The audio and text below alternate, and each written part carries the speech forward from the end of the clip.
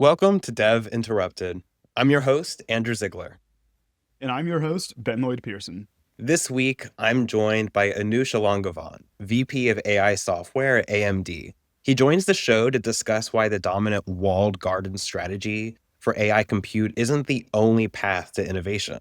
Instead, AMD is betting on its open source software stack, ROCm, with Anush explaining his philosophy that speed is the moat, arguing that true speed isn't just about hardware benchmarks, but building the muscle to run the race for the long time, something he believes only an open source ecosystem can sustain. But first, let's discuss some of the news that caught our attention this week. Ben, what do you want to talk about first? Our producer Adam has picked a really wonderful story about open source and FFmpeg and Google. So let's dive into that one first. Yes, so this article on the news stack by Stephen Von Nichols is about FFmpeg's open source library and it going in or rather being in a pinch with Google. To sum it up, basically, FFmpeg developers are demanding that Google demand financial support or stop sending security vulnerabilities in the excess amounts that they do. It really what it highlights is the strain that these open source contributors that often work, with no compensation on an entirely volunteer basis, the work that they do to sustain large enterprises and their software stack. So this confrontation, it was, pretty public. FFmpeg powers every kind of video you could possibly imagine on the web. It's an incredibly vital and integral open source library that powers the world that we take for granted. And a lot of businesses and products are built upon it, including many of Google's own. So there's a real tension here because we're talking about open source contributors who own their code, own their process, own their stack. They're not partners, right, with Google. They are independent operators. So where do the incentives come from? It's a really fascinating play that we constantly see between large businesses and open source. This isn't the first time we've seen it. But I think there's a lot to learn within this particular story. I think, Ben, there were some things that caught your attention in this article as well. Yeah, well, in particular, it hits home for me because I know a lot of the people in this story, so it's pretty interesting. But in particular, the article references a tweet from Mark Atwood, who used to work at AWS. He's a friend of mine. And this tweet said, "They're not a vendor. There's no NDA. We have no leverage. And if your VP has refused to fund them, they could kill 3 major product lines tomorrow." Like, that is how important FFmpeg is to many of these organizations. And and I love that while I was reading some of the threads on X around this, like, I love to see that someone already beat me to making an FFmpeg version of the classic XKCD comic about like the entire multimedia infrastructure of the world, depending on like the hobbyists who maintain FFmpeg. It's pretty crazy. Yeah. And I mean, for people who don't know what it is, I mean, basically, if you do anything that involves displaying video or listening to sound, there's a very high chance that FFmpeg is a critical component of that pipeline. It's an incredible tool, has a really special place in my heart. I was involved with it back about a decade ago when I was at Samsung. And I worked with many of the maintainers on the FFmpeg project. And here's the thing about open source in enterprise. There's a right way and there's a wrong way to interact with these communities. The right way is doing things like providing financial incentives or hiring someone to be your representative in the community who actively improves things on your behalf. Like, that was the approach we took at Samsung. And it was how the company ensured that they had adequate representation in these super critical projects like FFmpeg. And then, of course, there's the wrong way where you just dump all of your concerns as like a high priority item on a team of volunteers and hobbyists. So yeah, I think this is kind of a classic story. But I think you had something to mention about these vulnerabilities, Andrew. Yeah, I really liked how this article called out the CVE slop phenomenon that's Mm-hmm. hitting a lot of open source projects, and this is kind of like a parallel to the PR slop problem that happened. Once open source contributors were getting slammed with PRs from AI tools and AI agents and people using AI for the first time, especially in settings like Hacktoberfest, which had to drastically change how its rules work in order to accommodate this post-AI developer world. The same thing happens in cybersecurity with CVEs. as they're discovered en masse by AI systems, and then also trying to find solutions for them to resolve bug bounties, right? There's a real financial loop involved with security um, on CVEs. So I really like how this article called that out as a phenomenon that's also burdening systems like FFmpeg. And I know what you're thinking at this point. Like, okay, it's an open source project. It's really important. Why don't we get some folks in there to contribute? We're talking about something that's built in assembly. This is not an easy or intuitive system to touch, and it's a system upon which many things build on. So it's incredibly hard to address CVEs and security problems that come across the line for a project that sits this low on the system. I just want to emphasize that. That's like a really unique constraint of this particular one. Um, Yeah, so and I think definitely an it's interesting phenomenon. yeah, and I think it's just a friendly reminder to all of our listeners out there. Like, if you're one of these organizations who depends on a project like FFmpeg or any other of the many open source communities out there who build a lot of critical infrastructure, now's a good time to just evaluate your open source dependencies and cover your risk a little bit. A little bit can go a long way when it comes to supporting open source communities financially.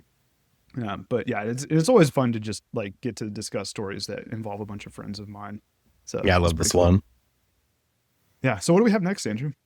Okay, so this article came across our desk. It's from TalkSex, and it's about the how AI in its chain of thought reasoning is more like a theater than it is an actual ledger of how the AI is thinking. This dives into some anthropic research that found that AI models they hide their true reasoning a large proportion of the time.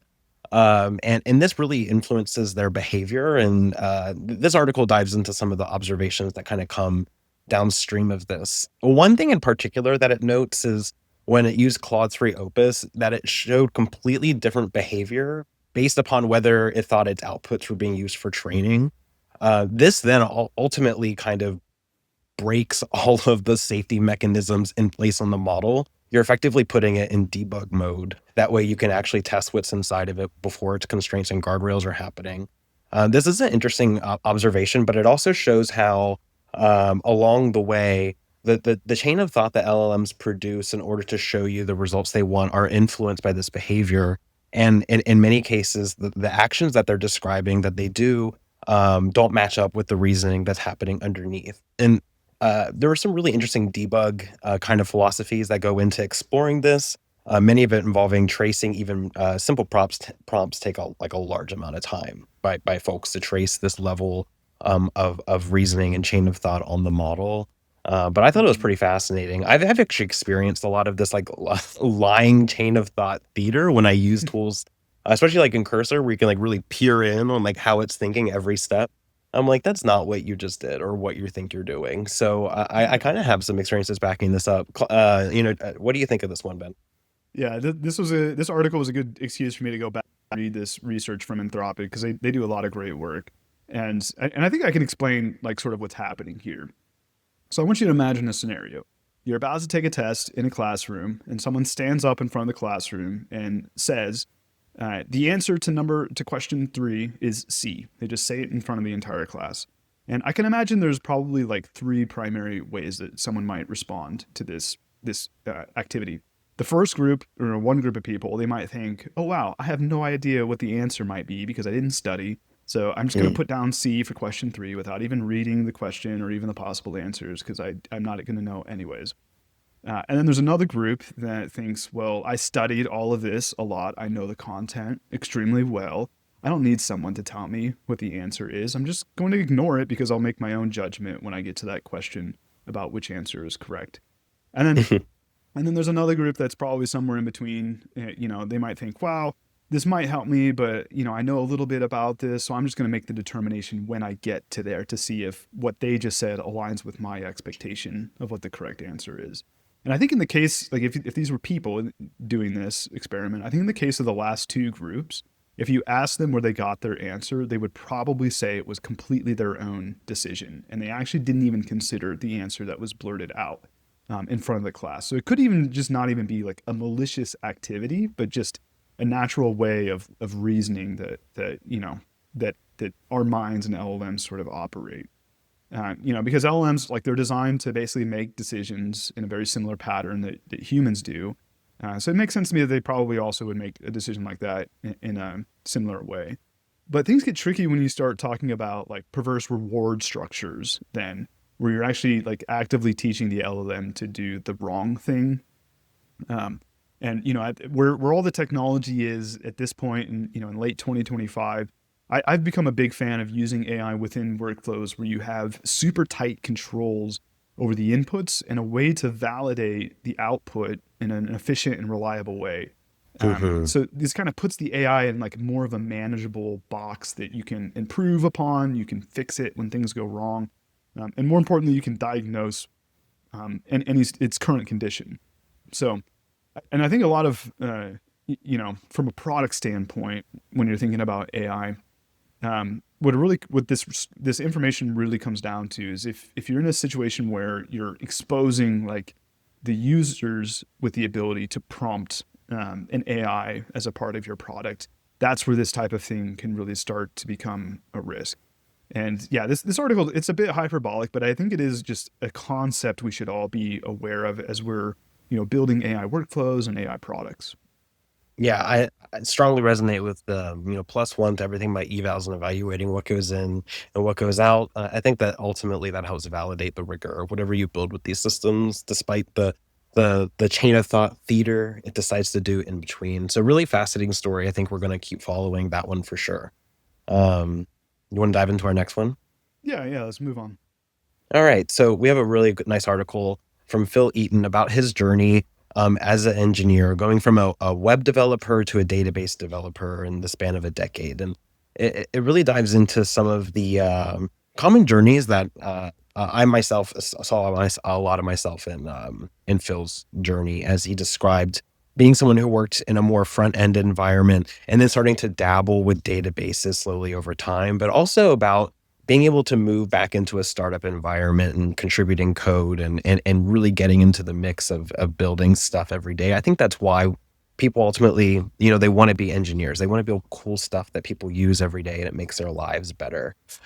This story really resonated with me. It's about an engineer finding his path to that journey for himself, ultimately landing at databases. Which I gotta say, really cool nerd out subject. I think databases are pretty cool too. What do you think of this one, Ben? Yeah, stories like this are always just kind of cool to see, like somebody who's done it, somebody who's been around for a while that built a career, for anyone who out there who might be looking to map out their own career journey as well. But the thing that I kept thinking about is like, but what if that story was starting today in an age with like AI being so widely available? Like how different would it be, 10, 15 years from now? Somebody like just getting into, maybe it's web development or something similar in terms of complexity, and how much more rapidly they could probably learn a lot of the things that Phil outlines in this article. So yeah, I would say my biggest reaction is mostly just makes me excited for what career journeys are going to look like 10 years from now. Yeah, I totally agree. Yeah, All so right. I wanted to include this next one, titled "Everything Worth Keeping Happens Between the Prompts." So what are we covering here, Andrew? Yes, this one's from Mia Karaki and Sam Illingworth, and it talks about how this common phenomenon that many folks experience when they use AI to try to generate ideas or content to share. Since they don't take the time to reflect upon what they really want, they don't think about their own perspectives and their own experiences as an individual. Nothing gets infused into that creation process that ultimately makes it something worth keeping. This is an article for anyone who's felt like their AI generated content lacked a voice or sounded like anybody else, or if they've been shown content and asked, is this you? If you're someone who's posting a lot in this way. And it really highlights how you escape out of this cycle of not good content and use AI as a multiplier for your own voice.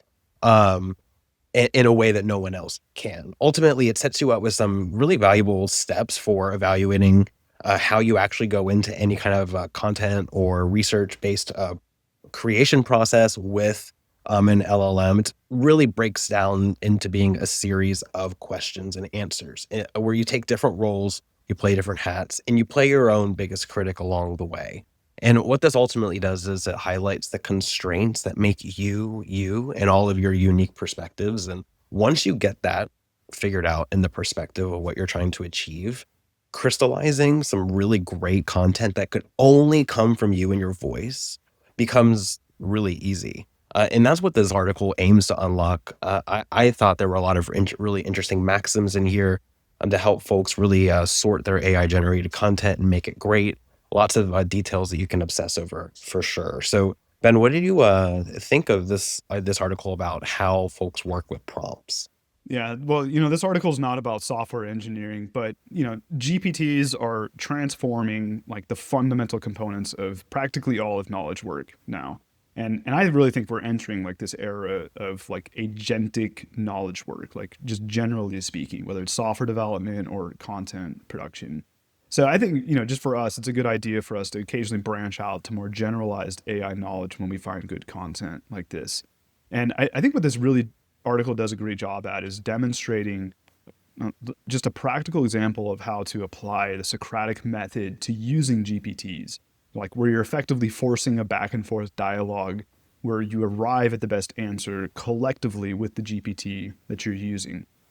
And this is a really great practice when you have those really big challenges that have a ton of moving parts.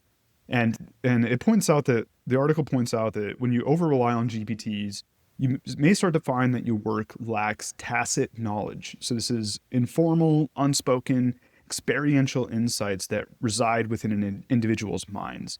And they represent, a valuable form of knowledge that's actually really challenging to document and transfer. But it's a thing that GPTs can actually extract from you quite effectively. And keeping Yeah, with my theme of keeping GPTs like tightly constrained to more predictable outcomes, this also creates a need for tighter human in the loop reviews to keep progress aligned effectively. And just as a side note, like a huge benefit of GPT platforms is like being able to branch out from your like normal expertise. So, if you're listening to this and you've wondered, like, I have things that I think I could write about and discuss, but maybe you don't think you're as great of a writer or you've always just wanted to be better at it.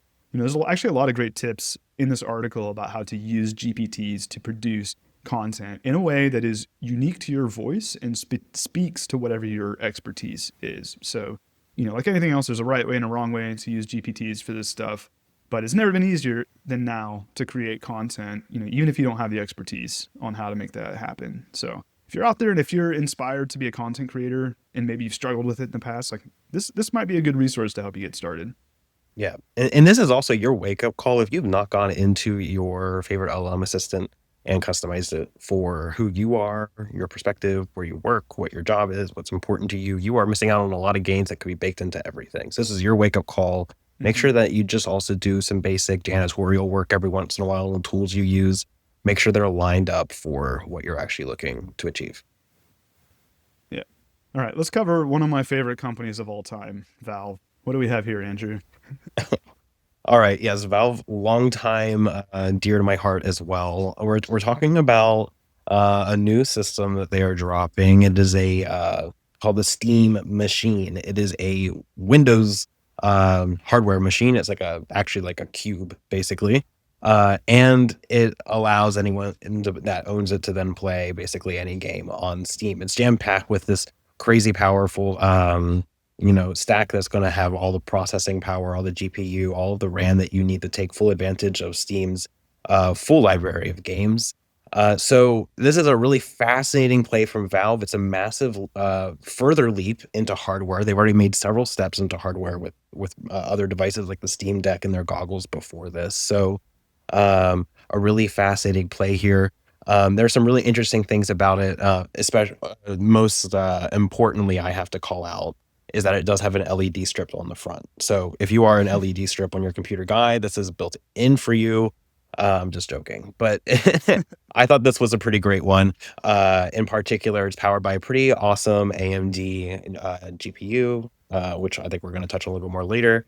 Ben, what do you think of Steam dropping its own machine? I think that's pretty fascinating. I think I'm going to get one. What about you? Oh yeah, I'm already saving up my money for that. I do want to correct something though. You said it's a Windows platform. It's actually a Windows alternative. So they built it on Linux, And Oh it's yes, it's actually Steam OS. yeah, Excuse me. it's Is actually there an is the operating extraordinary system? Linux distribution. They've done a lot of really cool things with it. But yeah, I mean, Valve is single-handedly the reason that I stopped pirating video games over a decade ago. So I really just love whenever they drop new stuff like this. But there, there's this long-running joke in the Linux community that like insert year here is the year of the Linux desktop, like 2025, the year of the Linux desktop. And that's we're still all waiting for that to come, you know. But it's basically been every year since 2000. People have been predicting that. And Mhm. while we're waiting for that to happen, Linux is practically everywhere else in your life, and 2026 may be the year that it takes over your entertainment center at the very least. So, Absolutely. yeah. So, I mean, Valve is just an extraordinary engineering company. And, the fact that just a few hundred employees was able to create hardware of this quality, which, it's set to come out sometime next year, it's just an astounding achievement. Yeah, but yeah, I'm definitely going to be watching for more news on these. Oh yeah, no, we're gonna stay subscribed. We'll keep y'all in the loop if anything fascinating happens as well. By the way, earlier I mentioned the GPU and this thing is an AMD. This is pretty cool considering that we have Anush coming up here on the show in just a minute talking Yeah. about ROCm, the open source ecosystem that's making all this stuff possible. Maybe once I get my hands on this, I can see even what the ROCm ecosystem could do directly on this GPU. So, really cool roundup of stories today. It was fun to break it down. Yeah. Stick around. Joining me is Anush Elangovan, VP of AI software at AMD. And when people talk about AI compute, the conversation often stops at hardware specs. But it's more than just physical chips that win the game, it's also the software ecosystems supporting them. The prevailing strategy in the industry has been to build something like a walled garden, something closed, proprietary, locks developers in. But AMD is betting on an entirely different play: open source acceleration. And with ROCm, their open source AI software stack, AMD is building not just hardware parity, but an innovation flywheel that's powered by the community with interoperability and the freedom to scale without all of that pesky lock in. And in this world, speed is your moat, and how fast you can innovate while your platform remains open, flexible, and standardized across all of its applications. That's what we're going to explore today. So, Anush, I'm really excited to have you here. Welcome to Dev Interrupted. Thanks for having me. Super excited to chat about it. Amazing. Well, let's go ahead and dive right in with kind of what I laid it out with in the beginning, the idea of the moat and it being about speed. I want to unpack that a bit because that came from you when you and I first spoke, and I want to know, how do you define speed inside of AMD beyond just things like hardware benchmarks? Yeah, that's a very good question. So when we typically talk about speed, everyone's like, "Hey, hardware benchmark specs, right? Like memory bandwidth or flops," and that is one important part of it. AMD does very well with that. We do have a very good history of executing on that axis. But when I say speed is the moat, it is about how we prepare, how we build the muscle to run the race for a long time and run it fast. And it is not about a single point in time that you've beat some benchmark and you declare victory.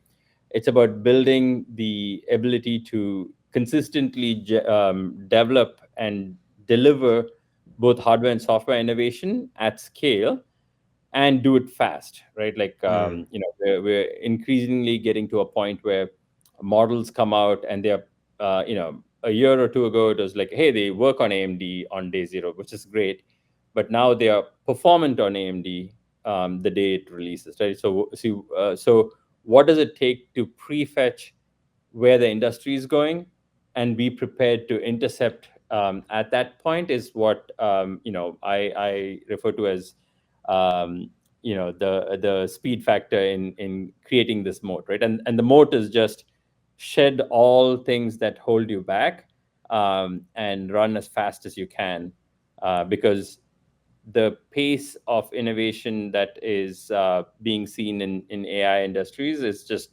amazing, right? And it's like it's transformational at at how you generate electricity. It's transformational as at how you build data centers. It's transformational at how you deploy compute, networking. It's transformational at what kind of use cases you use AI for. And for that, you need to be prepared to see what comes tomorrow and be prepared to run the race tomorrow.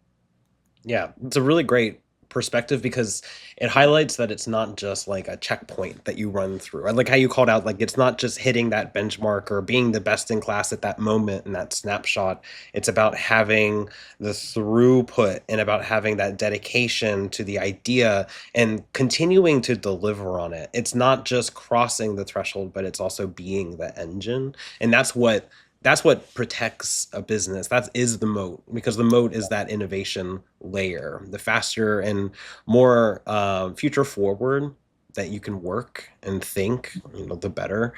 We talk a lot about like future forward work styles. Like, what are the things I could be doing right now today that are going to be like way more useful tomorrow? Let's abandon those workflows that are older. And Right. that kind of like that translates into an advantage when you work that way.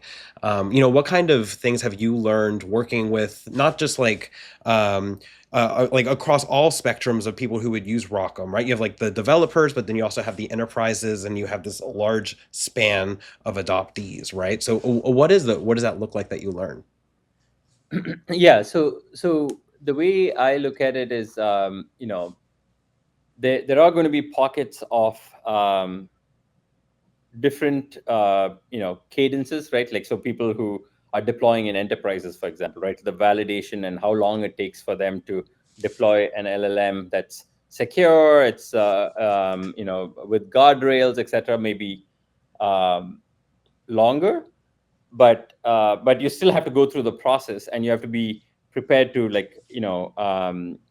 to walk that walk to deploy in enterprises. That doesn't mean it's not fast. That's as fast as you can do for that industry, right? And if you are deploying AI in healthcare, right, it's got its own Hmm. cycle. But in each one of these, you want to see how, like, go down to the essence of what is it that you actually have to do. And I like how you framed it. It's like you shed your prior assumptions of how things are done, right? And you kind of build up from a first principles approach to say, this is how I could use AI to unlock whatever I'm doing. And some of it, it's good to really step back and look at, just question every part of it, right? Like, right now you're getting chat GPT and Gemini competing for, like, math olympiads and collegiate reasoning tests, right? Right. And those are, like, that is amazing and increasingly, like, complex tasks that they are trying to do. But there may also be, like, more mundane things that AI could get applied to, right? And so when we think about shedding old ways, you want to shed it not just in, like, the tip of the spear. It's like, I'm going to see what's the frontier model. It could be something as simple as, how do you choose a movie, like a recommendation system, right?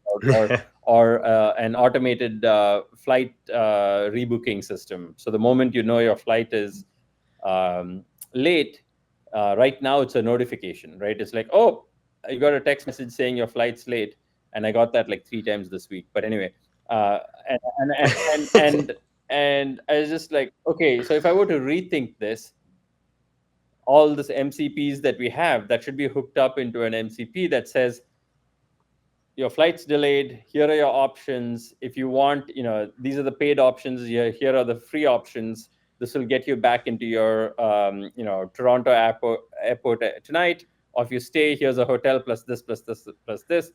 And it's just like, go ahead is all I should say. Versus now I'm like, okay, can someone, can I call a travel agent? Can I do this? Can I go online and log into united.com? And so we got to fundamentally rethink even those, like, small nuances of things that we do that can be automated out, and AI is really, really good at doing something like this, right? Maybe I just explained an AI startup idea right now. Somebody should just start I think you that. did. Yeah, you definitely did. One of our listeners is definitely going to lift that off of you. I hate being on the receiving end of those. You feel a little helpless, and then you have to like follow the whole flow. So I know what you mean. Like, I like how you called out that the build and this like where speed is your moat and the innovation layer is protecting you is what makes you better than your competitors. How you scale that and you bring that to market. So by understanding the problems that you're solving, throwing away those older assumptions, but also recognizing that like we're building every single day new things and new ways of using stuff that we're still figuring out the implications of. And so when you have a lot of velocity and you're introducing a lot of new ideas, and maybe you have that workflow now that automatically rebooks your flight off of your late flight text message, and I know I would certainly use it. But what kind of philosophies guide the way that y'all think about building this ecosystem to manage that stability while letting folks play with the speed and the assumptions and the airplane rebookings? Yeah, so I think we need to peel one layer down, right? And the philosophy is, hey, we just discovered electricity, right? And you know what we're going to Yeah. do? We're going to make motors or dynamos, right? Like engines. Sure, we don't know if it's going to be a Ferrari that you're going to make, or it's a dump truck that's good for doing this. But which is also required, right? You need a dump truck, you need a garbage truck, Yeah, you need and the of dump course you truck. need Yeah, a Ferrari for a midlife crisis, right? So, precisely.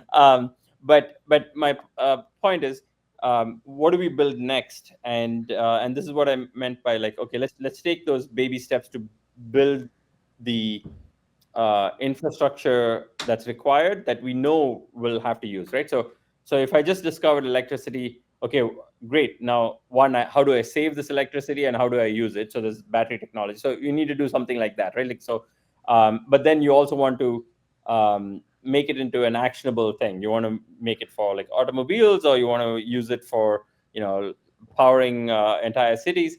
So it is that transformational. So AI is that transformational. So if you distill it down, it'll come down to how do we think about what we can do with this fundamental technology that we may not be aware of what it is going to unlock next, but at least the next step is clear, right? It's like a dense fog. It's going to be like Yes. it's the right path. You see the light, but it's kind of like out there, and the steps you're taking are concrete, and you're like, okay, this is good. This is better than where I was or where we were. So we're moving forward. So you can build with the intuition from what you see in the short term and a tactical view, but towards what you think the future is going to be.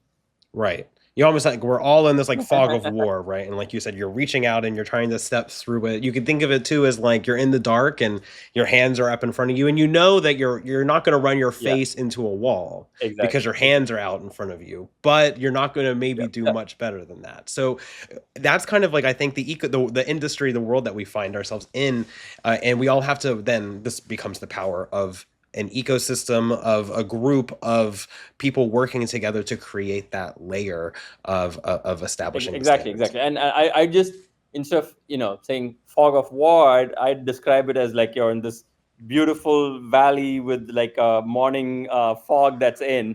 You can smell the flowers, you hear the Yes. birds. You're like, okay, we are in like utopian paradise, and yes, I just need to like continue the walk, right? And then move forward with that conviction that you're in the right spot. Yeah. So let's talk about that ecosystem world. This nice, I love how you describe it, this grassy side of a hill in the morning that's covered in some mist, and maybe we can't see 30 feet in one direction, but it sure is a beautiful hill and it smells nice. And so we're all here.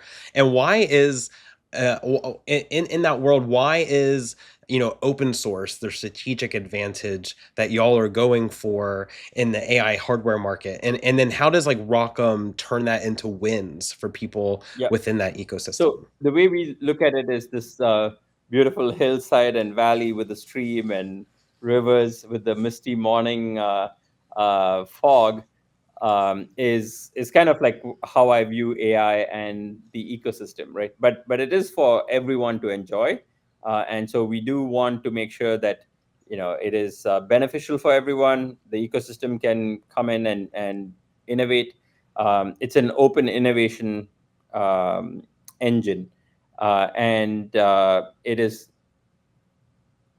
very different from having a walled garden with, hey, only I know how to do this and I'm going to do it and throw it over the fence and you can use it or keep walking, right? So we'd like to be good citizens that way, but also it is self-fulfilling in a way, right? Like the pace at which we innovate with open source is unmatched. Like our serving engines are like VLLM and SGLang. Those things, those frameworks are like super aggressive in terms of how fast they come out with features and how fast they can get performant models out. And that compared with what you'd get from the likes of like TRT-LLM or something is always lagging, right? Because you just can't keep up with like 200 commits a week just Yeah. on one particular model to get that Yeah. model really performant. And in that world where, everyone can enjoy the wins of this, what kind of customer stories or innovation stories have really stood out to you and excite you about building and creating this place for developers? I think the parts that are super exciting for me are when we get to see a customer that is first skeptical, then they start a little like, okay, fine, we'll give you a chance. We do a simple POC, and then they're like, huh, this seems to work. Yeah, we told you it works. You don't have to change one line of code. Really? Yes. No need to change one line of code. Okay, let's try a production workload. So then they tried, oh, you're more performant than the competition. Yes, we're more performant than the competition. So how much does it cost? And we're like, oh, it's your TCO is better with AMD. So again, they're like, wow, okay, good. So now how do we deploy at scale? And then we go deploy it at scale. And when they give a thumbs up on that and they say, this is good, right? That's when you see it go full circle from like, oh, we've never heard about AMD to like actually deployed to tens of thousands of GPUs in the order of a few months, right? It really is fascinating to see and very exciting and invigorating to Yeah, be and part you of get that like a journey. great exposure to a lot of interesting problems, and then people using the infrastructure, the technology available to solve those problems, really specific problems, by the way. That's often why they're bringing their data and AI to it, is because it is really specific and important for them. And there's a lot I think that other engineering orgs can learn and even emulate from AMD's success and having this open source ecosystem and it causing this acceleration within customers and enterprises that use and adopt the tools, and that creates an advantage, and that goes back to why we're talking and like the real thesis of our conversation today. So how do you think engineering leaders that are listening to this and obviously tapping into this great success AMD has from an open source flywheel, how do you think other folks building in the same space can foster that open first, that open source oriented culture in order to, accelerate their innovation goals? Yeah, that's a very good question.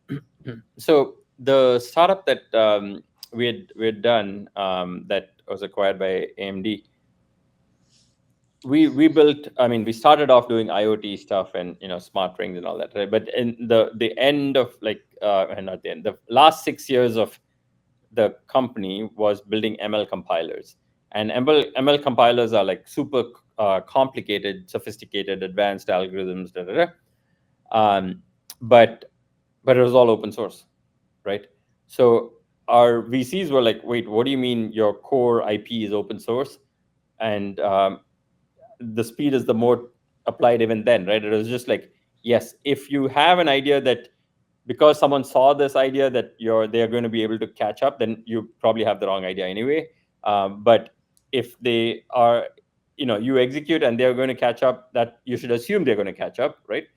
So you got to move forward. So keeping it open source is super important. But also to your question on like, you know, um, the learnings from an AMD standpoint, right? If there are hard problems, I'd say like dig in and work through it, right? Like there's Hmm. no way but through it, right? That should be the simple mentality. Um, and more frequently than not, you'll see that you'll just make it through in good form. But if you doubt it and you're like, oh, I don't know if I should commit, if what should, just commit to do the right thing every step, right? Every step, and just keep taking one step in front of the other. And in no time, you will see that it is uh, you'll be running, right? And yes, the first few steps will be like, yeah, everyone's complaining about your software quality, everyone's complaining about this and that, and it doesn't work. And a few steps in, you get a hang of all the complaints that are coming in. You get a feedback loop. You're like, okay, what are you prioritizing? Again, one step in front of the other, right? You just keep knocking that out, and then you get to a point where um, it just becomes second nature, right? To do the right thing. And then, yes, if someone gives you two options, you'll be like, fine, this is there's always a resource trade-off, there's always a human capital trade-off, but what's the right thing to do, right? And of course, I'm pragmatic about what we choose, but if the right thing for your long-term success is dig in, go first principles, make it happen well, then just go for that. There is Yeah. no It's shortcut to about that. acknowledging, how it aligns with your mission, your core company goals, and what you're looking to achieve. And I Yep. love how you rightfully called out that in the open source world, and you have your technology that you've built what you think is your moat upon, right? It's your code, and to open source that or to just make it where anyone could peer in is, scary in one regard, but two, it just kind of feels like you're handing away your throne room in some kind of sense, a very direct feeling sense. But ultimately, you were really right to call out, and this is Yep. something I think about all the time, that the real power there is still the speed. This the speed that was the moat at the beginning of our Yep. conversation. It's the speed in combination with your very specific domain understanding of what you're building and what you're creating, and your new role as the steward of that world and how people plug into it, which has, frankly, a lot more influence and power than lording over a closed, repository or an ecosystem. And like you said, like throwing things over the wall. Sure, there might be people always on the other side of that wall, but you're not going to have a great connection with them. You're not going to be able to really clearly understand them. I like your metaphor of the side of the field or the mountain a lot more. but but in this world, Okay. where that speed is the power, and open source is just one way that you can harness that speed to get really far ahead and to innovate. There's other parts of this equation that you can be experimenting with too, and I'd love to pick your brain about them as a software leader. And one of them is about looking forward and kind of understanding that future that we're all building towards. And beyond today's models and hardware, what do you see as the next major bottleneck or opportunity in the AI compute space, as enterprises and folks start to get a little more mature about what's available to them? Yeah, I think the bottleneck and opportunity is what I'd call walking the last mile of AI, right? It's like there are cases where humans have so many things to do in your day. Like if we sit down and actually had a customer focus, like, okay, these customers' lives, I'm going to save 4 hours of this customer's life. And if you actually sit down and look at all of that, it'll be easily automatable, easily applicable for AI, right? Like, but but then making it happen is going to take a little bit, right? It's like maybe it's paying your utility bill, right, or something like that, right, or your healthcare explanation of benefits. Like I'm sure you get an explanation of benefits, and I'm like, I don't even know what that thing is. It's just like EOB Yeah. and like It's a big chada old chada chada chada PDF. chada chada. I'm Yeah, like, great, exactly. I'm like, I'm like, great, straight to the Yeah, shredder, right? And um, but that could be automated with AI, right? It'd be like, hey, the summary of this thing is you went and visited this day, everything is okay, everything is paid for, so don't worry, it's not a bill. That's again the same thing, but the essence of what that information overload is could be digested by AI, accumulated over time, and retrieved when you need it. Like I actually don't even need to know this EOB right now, unless, of course, whenever I need to know it, that maybe like for some benefits, I need to figure out what did I do over the past year and how do I apply it, or there's a tax totally. credit, and even that should be automated, right? Like it should just be like, great, here's all of your EOB, and you are eligible for this amount of tax credit.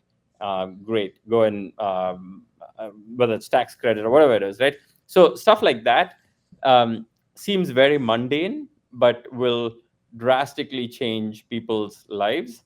I know we are super focused on the halo um, possibilities and probabilities, right? It's like, hey, I write a prompt, and I get a amazing video with audio, and it's going to revolutionize how movies are made, or green screen technology, which is great, right? We need that aspirations, those aspirations, for us to be able to look forward and like connect our brain to be like, wow, just imagine the possibility that now I can make my own movie.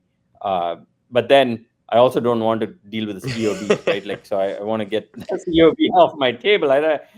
So if you can actually save the EOB, like 10 EOB letters, not that I get EOB letters that much, but I'm just randomly picking on something that's Yeah. mundane and annoying, and not necessarily useful, but is very applicable for us to kind of like give back time for us to enjoy the beautiful hillside with our friends Yeah, and I think that's family. a real opportunity in front of us. It's about externalizing this cognitive load that doesn't serve us in some capacities. Like up until AI is on the scene, you know, how did you deal with your EOB and knowing what's in your health plan? You get it in the mail, and then you maybe decide to shred it. And so later, when you need to know those tax intricacies, oh, too bad it's not on hand. Now you got to go hunt it down. But maybe you're like me, and it Exactly. goes in the filing cabinet, and you have 3 of them for the last 3 years, and then now you're like, which one's even the right one? So everyone creates their own Right. problems, but at the end of the day, no one needs to know what's in that EOB unless there's an on demand on in within context problem, right? And this is where the AI compute making our lives easier, solving problems for us, getting rid of toil really comes in, because you can imagine a future where that information, it's available to you. It's no longer printed out on paper and killing a bunch of trees, but it's maybe somewhere that you can access and where you can easily ask questions against it. I know I would Exactly. surely prefer to ask my EOB questions than to try to sit down and read it or use the appendix, right? So that's a principles first reimagining of that entire process, because up until now, humans, us, the people on the healthcare plan, we're the ones responsible for reading that thing that comes in the Yeah. mail. You have to throw away those assumptions and build for the new common ground that we have available with Exactly. the new resources that we have. And that's what's really exciting about the open ecosystem becoming a dominant model. And how do you think that it being open changes the kinds of problems that we can solve as developers and as organizations? Yeah. I think the way you should look at open is, it is like published literature, right? The reason that you publish literature, um, scientific literature, is that it moves the industry forward, right? So you cite something, you do your research, you say, hey, this is what I've done, and then others are like, oh, refer to this paper and this publication, and because of this and my experiments, we move the ball forward like 2 millimeters, right? And then someone else says, oh, look at that ball that moved 2 millimeters, and I'm going to build another one, and it's collective good for humanity, right? It is to permissively share your creations so that the next generation is able to build on it, right? When it is created with the intention of not being shared, it is made in a way that it is, you know, um, exclusive for, obviously, for gain, right? And it may work in the short term, which is fine, right? I'm happy for everyone it works for, but philosophically, it is not what moves me, or like our strategy at AMD, which is because we want to be in the forefront, like you said, put those arms out, but there are like 10 other arms Yeah. pushing the same ball around the same way. So moving the ball forward, if you will. And it's not like, hey, we know everything. You guys get sit on the side. We'll move it forward, and then you can come, kind of like play in our little wall garden. It's not little, but still, it's a wall garden, right? But when eventually everything is open and we get to that, the learnings will be much understood, right? And if you look at it retrospectively, it is not easy to say that all what is closed and built closed is purely grounds up built closed, right? Because that closed walled garden was built on this World. open Yeah. Yeah. countryside, right? It's like, because yes, they took the learnings of Linux and Apache and this and that and whatever else, and then yes, we've built a oasis that's fenced, which is like, okay, Mhm. great, it works for them. It's not interesting for, like I said, for me personally at least.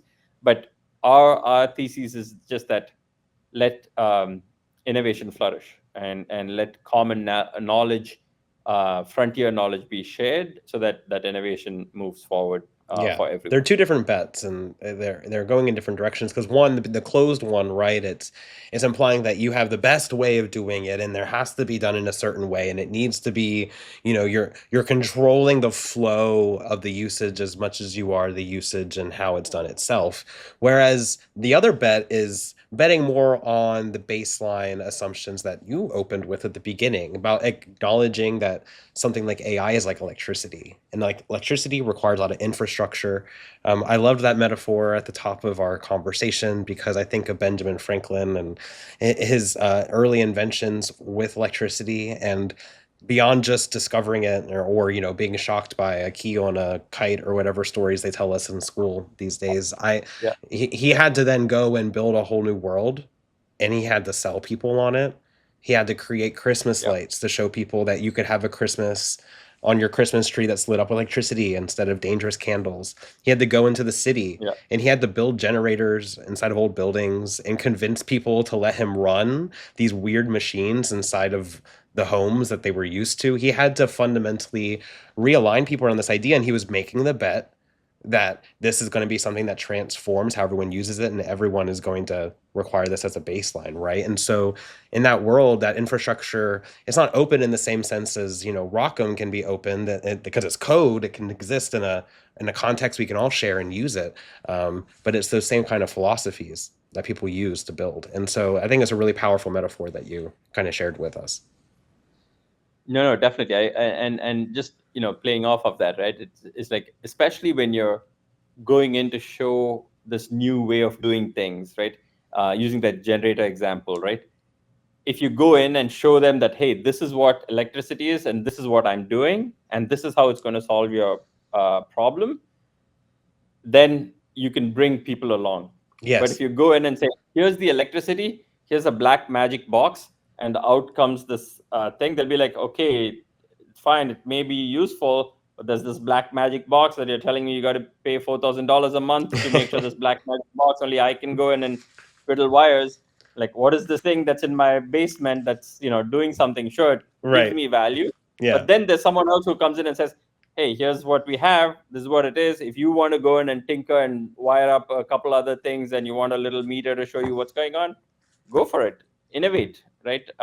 So Yeah. that's at least for me, it'll speak more if someone showed up with that black box versus like a open open philosophy. Exactly. Yeah. And so the big takeaway I think is that speed and that openness, those are key things, and speed in this case, it doesn't just apply to hardware metrics. We're talking about the speed of innovation within an ecosystem for builders, right? And those companies that can unlock that, provide the right platforms for those engineers and for the things that they're shipping.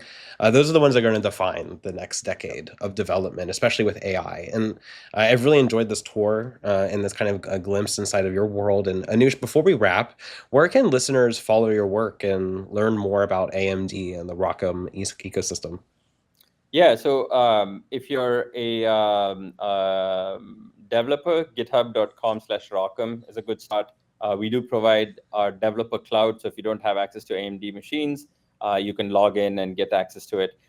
We do have AMD.com, which is obviously our overall company portfolio of hardware and software that you could get to.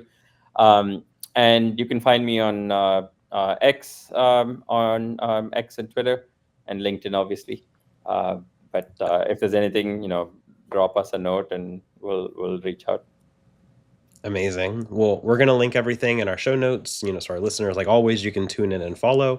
And to those that have been listening, thank you so much for tuning in to Dev Interrupted. And if you liked what you heard or our conversation, please subscribe on Apple or Spotify or wherever you're consuming this. So, we can keep dropping these in your inbox, and leave a rating or a review. It really means a lot to us, and we'd love to hear from you. And you can also check us out on the Dev Interrupted YouTube. You can see this full interview there. And all of these clips that we've been talking about are going to be shared on LinkedIn as well. So be sure to reach out to Anush and I. And thanks so much for listening. And Anush, thanks so much again for joining us. Thank you for having me.